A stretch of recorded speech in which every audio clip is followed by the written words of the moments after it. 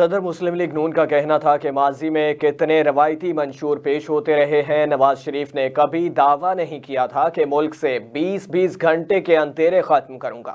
انہوں نے کہا تھا کہ اس کو ختم کرنے کے لیے اپنی ٹیم کے ساتھ کام کریں گے۔ شہباز شریف کا کہنا تھا کہ 14 اگست 2014 کو اسلام آباد میں جو مارچ ہوا وہ ایک دل خراش واقعہ ہوا ہے۔ وہ مارچ نواز شریف کے خلاف نہیں تھا بلکہ پاکستان کے خلاف تھا۔ 16 دسمبر کو 2014 کو آرمی پبلک اسکول کا واقعہ ہوا تو ان کو مجبوراً وہ دھرنا ختم کرنا پڑا۔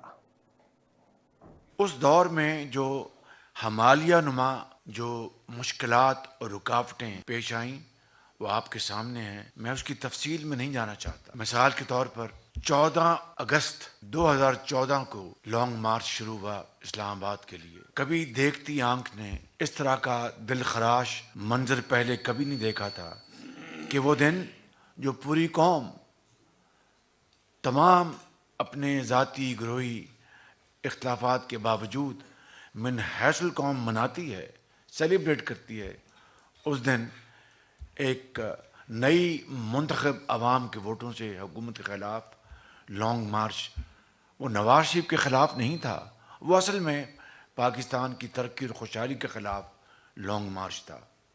پھر جو کئی ماہ پر محیط دھرنے اسلام آباد میں ہوئے وہ آپ کے سامنے ہیں۔ تا وقت کہ ایک دل خراش اور پوری قوم جس سے اشکبار ہو گئی، 16 دسمبر 2014 کو جب اے پی سی کا واقعہ ہوا تب وہ دھرنا مجبوراً ان کو ختم کرنا پڑا۔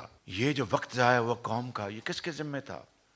اس کے باوجود یہ اللہ تعالیٰ کو اس طرح منظور تھا کہ نواز شریف کے قسمت میں یہ لکھا تھا کہ ان کے دور میں، اور یہ بات حقیقت ہے کہ اپریل 2015 سے اس مد میں کوئی کام ممکن ہی نہیں تھا کہ جب ہر طرف دھرنوں کی صدائیں ہوں اور میلے کچالے کپڑے رکھے گئے ہوں اور پارلیمنٹ کو آگ لگانے کی صدائیں آپ دیکھ رہے ہوں اور جلا دو اور گھراؤ کر لو کی نعرے لگ رہے ہوں، وہاں پر ترقی کا دور دور تک وہاں پر سایہ بھی نہیں پڑ سکتا۔